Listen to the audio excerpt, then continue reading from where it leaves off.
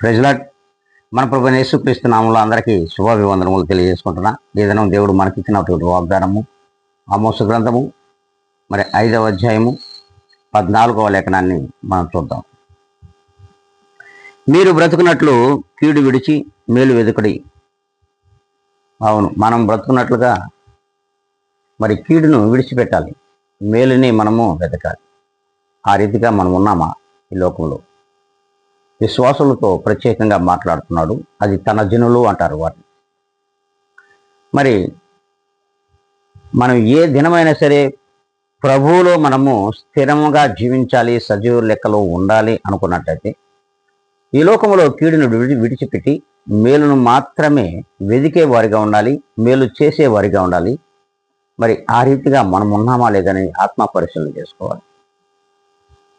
వెలుపటి మనుషుల వలె బ్రతుకుట అది వ్యర్థము, మీరు నా జనులుగా బ్రతుకుట శ్రేష్టమని దేవుని వాక్యం సెలవిస్తుంది.